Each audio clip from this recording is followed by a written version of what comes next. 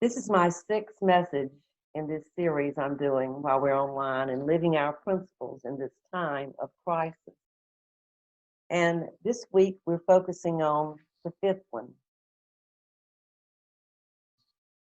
which is about conscience, our conscience, and the use of the democratic process within our congregations and in society at large. Now, sometimes when I've talked about this principle before, I focused on our conscience and looked at some work by Freud and others and how our conscience develops, and talked and shared about some of that. And you can go back and look at my former sermons and read those for that. But I thought that at this time of crisis we're having, that it'd be better to just focus on the democratic process and the crisis that I think we're having in our own democracy. When I was doing the one on meaning and truth, and you asked you all for some input, Barbara Sprouse got her input into me late, so it didn't make it into the sermon. But she said one of her truths that she had learned was that we need FDR. We need FDR. So I brought him back. Here he is. Here's FDR. Now, I can't bring him back to life, but we have his words and his wisdom with us. And that helps us to look at history sometimes and the words and wisdoms of others when they were in crisis. And some of the words that he talked about in a crisis, he said, when the World War II was going on, he said, we must be the arsenal of democracy. And he called on our nation to do that. This was in December 1940, a year before the attack on Pearl Harbor, but well into Britain's struggle for survival against the Nazis. And he, on one of his radio shows, which some of you maybe remember, and I was born in 1950, so I can't remember those, but I remember hearing about them. But on one of those radio shows, Roosevelt called for the United States to abandon isolationism and become the arsenal of democracy. To abandon isolation, quit this stuff about just America. To make that happen, he mobilized American industry, had those folks at those factories start making other things, and produced the planes, ships, guns, and ammunition needed to defeat fascism. This is from an article by Larry Diamond, who's at Stanford University professor and a scholar, and it was in the Atlantic. He goes on to say, with this crisis, when America faces, my thing here so I can get my whole quote, with COVID-19, America faces a new existential enemy, and the country must again summon its industrial might and its scientific and engineering prowess to fight it, similarly to what we did back in World War II. If, when this pandemic finally abates, the dominant global narrative becomes, it was China's authoritarian system that helped us, while the democracies of the West floundered and selfishly turned in on themselves. That's the way we end up thinking about it. Humanity will emerge from this devastating crisis into a radically different and more dangerous world, one deeply hostile to freedom and self-government. I'll leave those words up just a minute for you to look at again, because you can see what a crisis this could be for democracies around the world if we don't do this right. Now, let me be first to say, though, this crisis of democracy is not something that was caused by leaders like these. No. We have leaders like these as a result of this crisis, a result of this crisis in democracy. So I want to focus on democracy just a little bit. And I know we don't have a true direct democracy in America. I know we're a republic where we elect officials to vote for us. But we have that democratic spirit, and we have democracy as our underpinning, where people have a voice What is happening with that? Got several quotes I'd like to share with you, and I've shared some of these before, but makes us think about democracy a little bit. Here's one from SS Agnes Reflier. She says, democracy forever teases us with the contrast between its ideals and its realities, between its heroic possibilities and its sorry achievements. I think that's true. Alex Carey wrote a book, Taking the Risk Out of Democracy. I looked at corporate propaganda versus freedom and liberty. He says the 20th century, the last century, has been characterized by three developments of great political importance. The growth of democracies, more countries around the world, the growth of corporate power, and the growth of corporate propaganda as a means of protecting corporate power against democracy. This is newspaper editor M.L. Meakin. He says, democracy is only a dream. It should be put in the same category as Arcadia, as Santa Claus in heaven. And another quote from him, democracy is a pathetic belief in the collective wisdom of individual ignorance. Kind of a sad way to think about it. Sometimes it seems that way, though, doesn't it? Economic philosopher and writer Stuart Chase says, democracy, as been said of Christianity, has never really been tried. And then Unitarian question mark, because we can't decide whether or not we're claiming or whether he really was one or not. Third U.S. President Thomas Jefferson, he said this about it.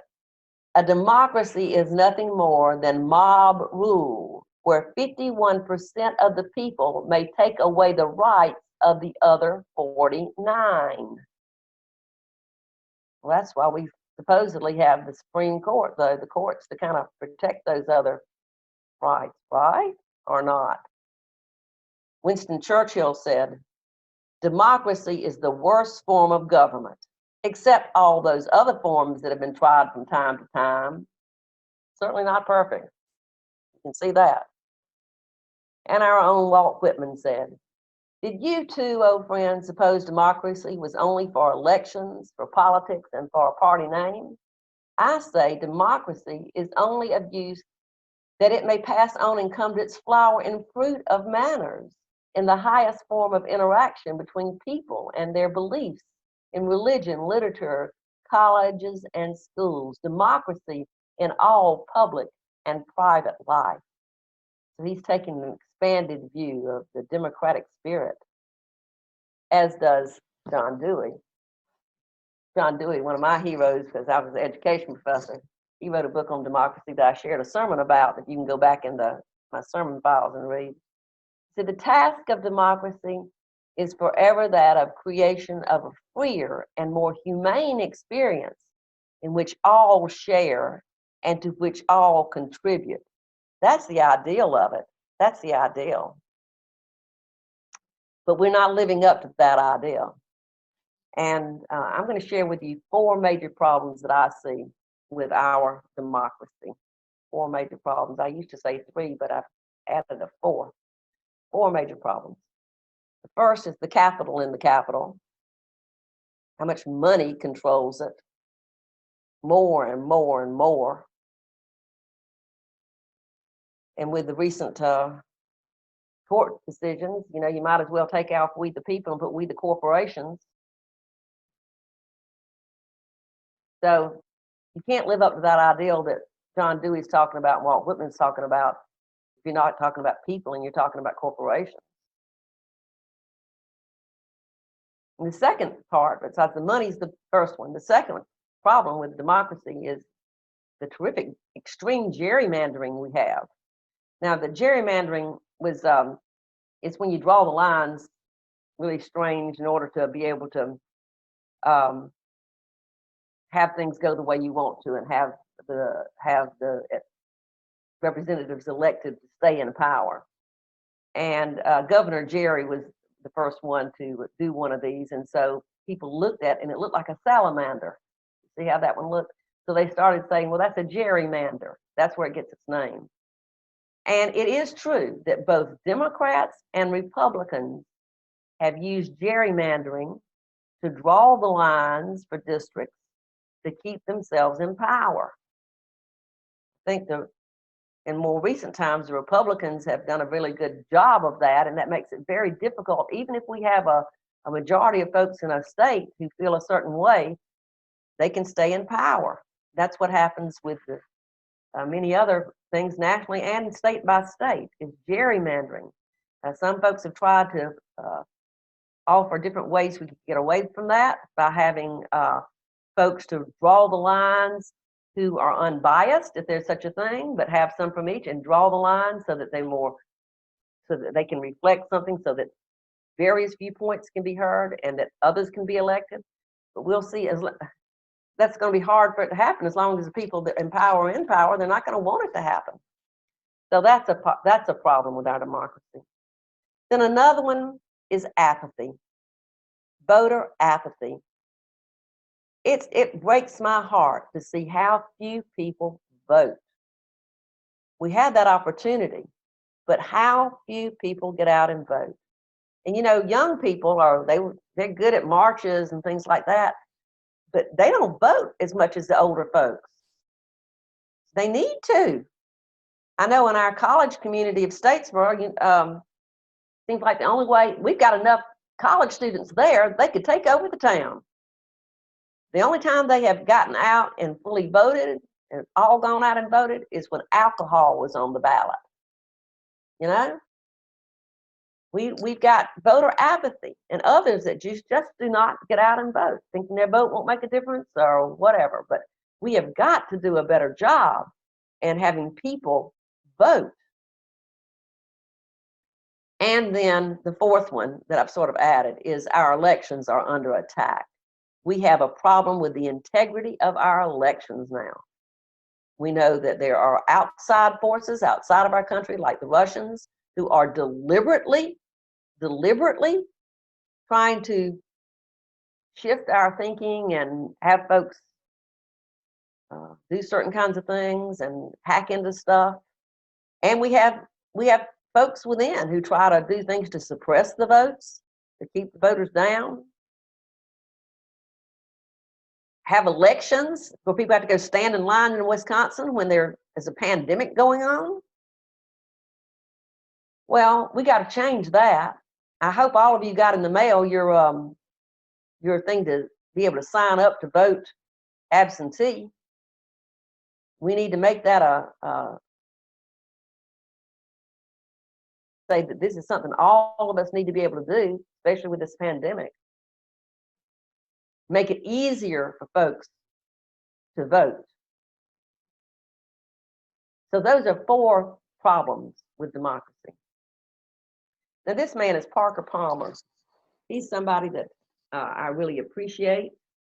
He's somebody that I read a lot of in seminary. He's not a Unitarian Universalist, but he is a very progressive Christian theologian and religious educator.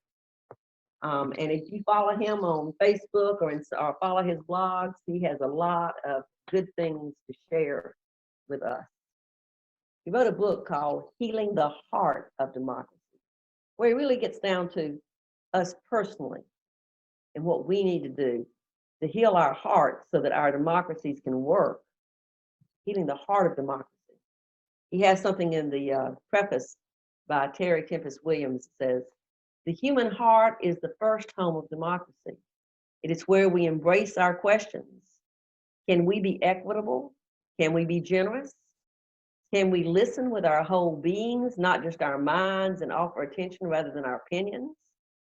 And do we have enough resolve in our hearts to act courageously, relentlessly," she persisted, "without giving up, ever trusting our fellow citizens to join with us in our determined pursuit of a living democracy?"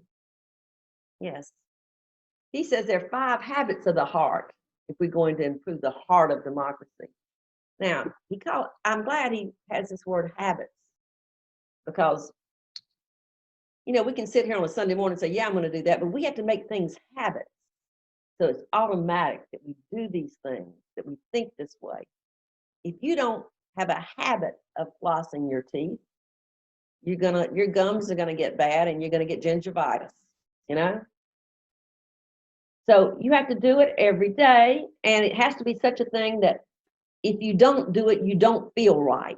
Something's not right about my mouth. Oh yeah, I didn't floss my teeth. It doesn't feel good. We have to have habits of the heart. Here are the habits he lifts up with us. One is an understanding that we are all in this together. Don't forget that. Well, that's really, this pandemic has made that very obvious. We are all in this together. An appreciation of the value of otherness. I'm appalled at the people, if I go into the store to get a loaf of bread that I need, that are not wearing masks. And the mask is not to protect you, it's to protect others in case you cough or sneeze or talk even. But they're not wearing masks because they don't care about others, or either they don't understand it, something. We have to appreciate others and care for others. An ability to hold tension in life-giving ways. It's hard because you've got some saying, let's open up, you know, for the economy, others saying, let's don't open, and there's a tension there. And we have to be able to understand that we've got to live in that kind of tension and make the right kinds of decisions. People do need to make a living, but people do need to stay alive. And we've got to live within that tension as we make these decisions. A sense of personal voice and agency. We all need to develop that. And some say, well, I just don't feel like I can speak out. Well, then we need to have allies that can do those for those people if they don't feel comfortable or safe in speaking out. But we need people to have a sense of personal voice and agency. Well, yes, there is something I can do. Now, right now, it's hard because there's so many things we can't do anything about. So we have to be like that little hummingbird we had in the story last week and say, what can I do? What is my agency? What am I able to do? And everyone needs to find that. A capacity to create community is the fifth one. So important. And that is becoming a harder thing to do now because we're all here separated in our separate little houses. But we have to be creative about it because we have to have community in order to have democracy. So we have to be able to do that. Those are 5 habits of the heart that he lifts up and that I lift up as well. Now, when we say in our principle, we're not just talking about society at large, we're talking about in our own congregations and in our association. And we are a democratic congregation. We have congregational polity and a democratic association. Our association has made the very wise decision that we are not going to meet in person this year, but we are going to have a virtual General Assembly. And you can come to some of the things free, and I'll get the word out to you about those. But you can also be a delegate. You can pay and go, and you can be a delegate. We can have 2 delegates from each of our congregations. You need to let your board presidents know if you'd be willing to serve. And that'd be going to these meetings, hearing about these things, voting on these issues, seeing where we're going to stand, representing your congregation, and seeing where we're going to stand on certain things. Because that's the way we decide on these things. We don't bring our principles, for instance, down from, Moses did not bring them down from the mountain. We got together in a group and voted on these and decided on these things. And we will do these things again. So here is our principle. And I'll ask you to commit to this as we say it together. Please say it with me. We affirm and promote the right of conscience and the use of the democratic process within our congregations and in society at large. And we do that by voting, don't we? We do that by lifting our hands up and saying yes. So I'd like you to make a commitment and say yes by just lifting your hand up where you are and say, yes, yes, I'll lift my hand up to that. I do. Now, folks, we've got a long road ahead of us. It's 2020. And you know what 2020 is like. But there are children and grandchildren we have to consider. And we have to consider that road. And we have to think not only for today and tomorrow, but think for the future as we make many of these decisions. We've messed up a lot of stuff. We need to get to work on doing better.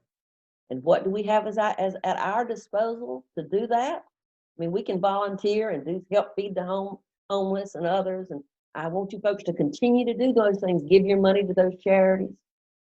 But the main thing I'm pushing for today is we gotta go vote. And we gotta encourage other people to vote. We have to vote in the primaries. We have to vote in the elections. We must vote. Folks used to say something like, vote like your rights depended on it. Well, I'll change that now and say, vote like your life depends on it. Like your life depends on it. It does, in the life of your children and grandchildren. We must vote. And we must vote responsibly and reasonably. This is a turning, like we talked about in that opening song. It's a turning time. These times come every now and then when we have to gird ourselves and be ready to make a difference. We have a song in our hymnal that's about that. So I'm going to close my message today. I had Robert to record himself singing this and playing it. You sing along with Robert to Once to Every Soul in Nation and pay attention to the words while you do. Here's Robert.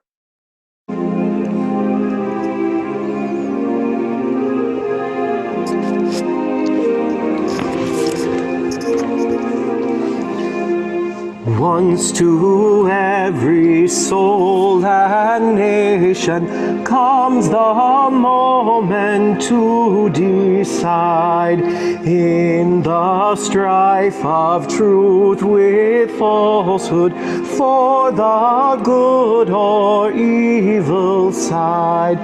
Then to stand with truth is noble when we share its wretched crust, ere that cause bring fame and profit, and 'tis prosperous to be just. Though the cause of evil prosper, yet 'tis truth alone is strong. Though his portion be the scaffold, and upon the throne be wrong, then it is the brave ones chooses, while the coward stands aside, till the multitude make virtue of the faith they have denied. May it be so, my friends. May it be